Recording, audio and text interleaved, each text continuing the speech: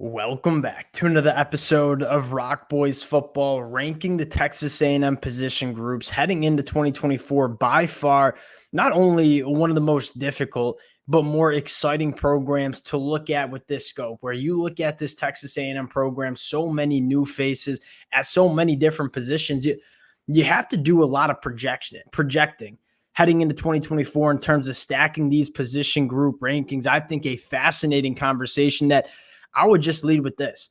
I would love to hear from you guys in the comment section. You ask me how I feel about these position group rankings. I'll say not that good. I think this could look dramatically different come the middle of October in terms of how we're talking about the strengths of this Texas A&M program.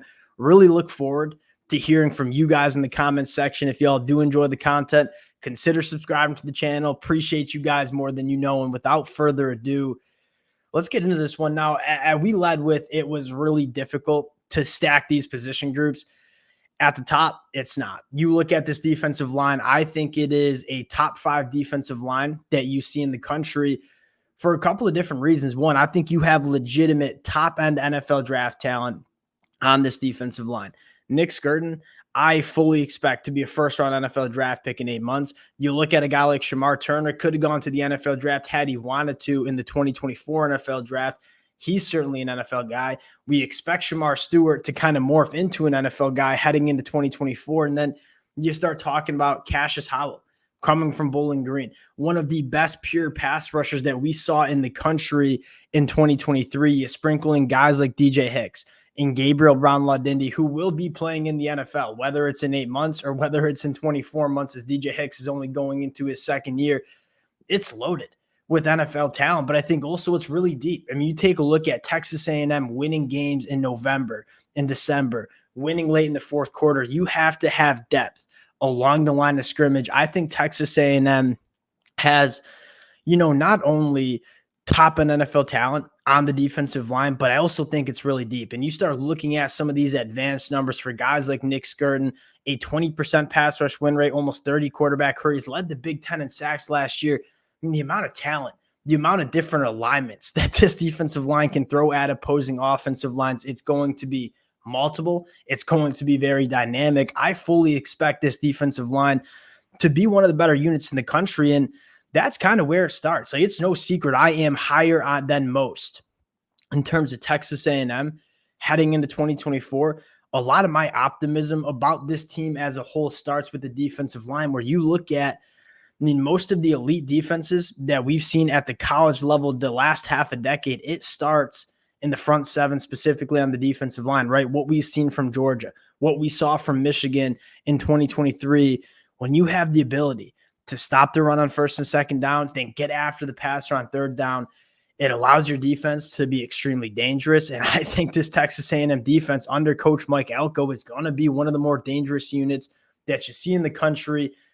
Pretty easy, a layup, if you will, in terms of the number one position group on this Texas A&M team. Now we go from 2 to 7. It can look a lot of different ways.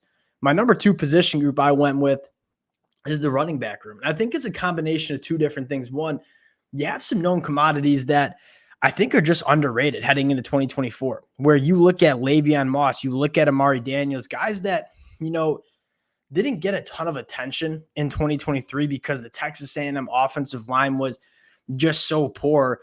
They're 2 really good running backs. Texas A&M fans certainly know that, but then you start sprinkling in a guy like Ruben Owens, who I think fits exactly what Colin Klein wants to do, running the football, getting it outside the tackles, getting your ball carriers in space, letting them operate at the second level. I think Ruben Owens might be the most productive running back in this room heading into 2024. You sprinkle in a guy like E.J. Smith, who E.J. Smith, not many people have heard of him, coming from Stanford, obviously the son of Emmitt Smith, but more importantly, E.J. Smith has played some really good football during his time at Stanford, holding on to the ball, the injuries. That's kind of what caught up to him. That's another talented running back. I mean, you got 4 guys that are really good football players in this running back room with some top-end talent. Again, it's deep. It has that top-end talent, at least in my mind. The number 2 position group for this Texas A&M program. Now, number 3 is probably my hottest take that we'll have, and that's going to be the secondary. Now, there's a couple of reasons why I am a believer in the Texas A&M secondary, and it starts with just being a numbers game. I look at the depth chart for Texas A&M in the secondary and just say there are probably 10 to 12 guys that I feel very comfortable Texas A&M playing in the 2024 season. And at the end of the day, you kind of get a good feeling that 5, 6, 7 of those guys are really going to excel in the 2024 year, right? You had a really nice addition or multiple additions in the transfer portal, whether that be young talent like Des Ricks, Marcus Ratcliffe, or kind of proven commodities, guys like Will Lee and Trey Jones and BJ Mays.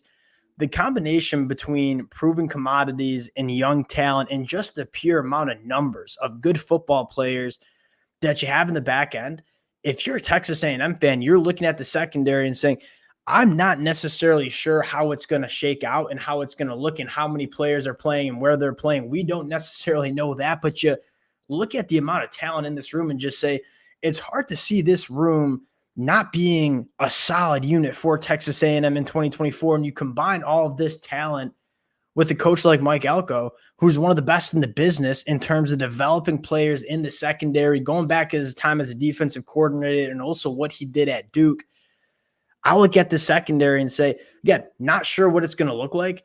They're going to be a pretty good unit in 2024. Going to number 4, and this is kind of where I'm just putting my flag in the ground in the offseason. We talk about projection. You kind of have to project with this. Give me the quarterback room in Connor Wigman. I think Connor Wigman, even when you go back to some of the film in 2023 where the offensive line was an utter disaster for Connor Wigman, he played really good football. I think Connor Wigman can be one of the better quarterbacks in the SEC if he has an offensive line that gives him some quality pass protection, if they can get that run game going a little bit more. I think the talent's there in the wide receiver room. Again, there's not a ton to go on because the sample size is small. You saw why Connor Wigman was a 5-star prospect coming out of high school. You saw him put it on the field at times for Texas A&M. If you give him a run game and some offensive line protection, I think this could be one of the better quarterbacks in the SEC. Again, not a ton to go on because the sample size is relatively small. I mean, I'm a Connor Wigman believer heading into 2024. Number 5 here, and it kind of tells you why we're kind of confident of this Texas A&M team. The pass catcher room for Texas A&M is awfully damn good. And for me, they're coming in at number 5.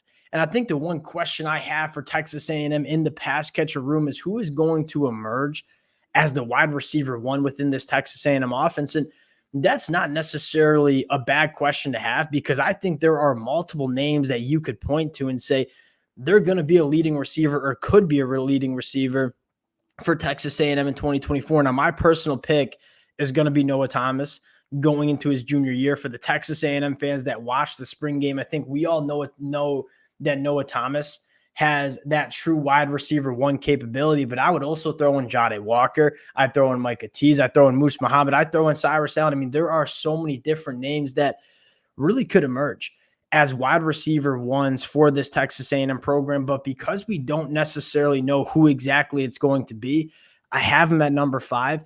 You got a lot of talent in this room and a lot of talent that can do some different things. You look at Cyrus Allen, one of the better deep threat wide receivers we're going to see in the SEC. Jade Walker has just kind of a different level of skill sets in terms of the combination of frame, the movement skills, the route running, the ability to go make plays with the football in the air. And then Moose Muhammad, just kind of that consistent, steady wide receiver. I'd throw in Johnny Barber when he gets healthy.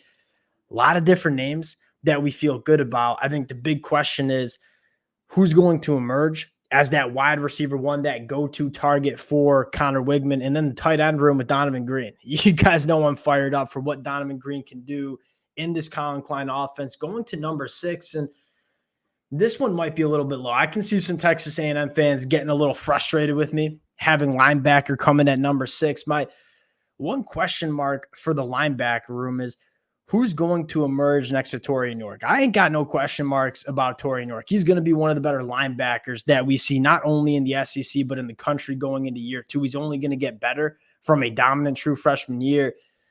The depth in the linebacker room and just kind of the question marks that you have, that's why I have him at number 6. Now, I think the addition of Solomon DeShields was massive because you look at a guy like Scooby Williams, who was kind of projected to be Torian York's running mate. Scooby Williams was awfully inconsistent for the Florida Gators. Quite frankly, I've been adamant. I think he should be more of an edge rusher for Texas A&M than an off-ball linebacker. You're bringing Solomon DeShields. He gives you that I mean, quality running mate for Torian York. I don't think Solomon Shields is going to be a top 100 NFL draft pick, but I know he's going to be a very quality SEC linebacker from all the experience and what he put on the film back at his time at Pitt. So I think that makes me feel much better about the linebacker room. But after Torian York and Solomon Shields, you start asking some questions about who do we have as our linebacker 2, 3, 4 for this defense. That's why I have him at number 6. But again, I'm a believer. And in terms of Solomon Shields and Torian York, number 7, the offensive line, a fascinating unit to talk about. We've been very vocal that if this Texas A&M team does reach their potential, this offensive line takes a massive step in the right direction. 2 things that I noted during the offseason. 1, the addition of Adam Cushing. You talk about some of the bigger upgrades at the position coach ranks. Going from Steve Adazio to Adam Cushing, that's massive. And we kind of always said it, Texas A&M has some guys. There is a reality where Trey Zune, Ruben Fothery, they could be NFL draft picks in 8 months. We know they have the physical traits and the physical potential to be those caliber guys. They just got to put it together. And I think this unit needs to play better as a sum of the parts. I think there's a lot of individual talent on the offensive line. They didn't play very together as a unit. You look at pass protection, blitz pickups, and so many guys just running free. The communication was so bad for Texas A&M in 2023, and it just felt like the unit was inconsistent. You get some really good performances from 2 or 3 offensive linemen, then some really bad performances from some other guys. And then the next week you'd have some other guys step up, but some other guys not play so good. Just the consistency week to week with Texas A&M on the offensive line was poor. I think one thing that you're really looking for is, can Adam Cushing, Mike Elko come in and just find that consistency with the offensive line? And one thing that at least was telling to me is that it wasn't like Texas A&M got super desperate in the transfer portal on the offensive line. They brought in a few guys largely to just add some competition and depth. What does that tell me about Mike Elko? Is he watched the film from the 2023 year. He went through spring practice with this offensive line. I think he came away saying, we got the guys. We don't need to go to the transfer portal and address these positions. We just got to get these guys playing better football. So I'm kind of confident that they have the players to be solid on the offensive line. Now you just got to see it. The reason I have them at number 7 is because I want to see it before I start sliding them up the board. If this offensive line plays good, this Texas A&M team is going to be extremely dangerous. That is kind of where I want to close it out. Again, would love to hear from you guys in the comment section. So many different ways you could go about stacking these rankings. If y'all do enjoy the content, consider subscribing to the channel. Appreciate you guys, and we'll talk to y'all later.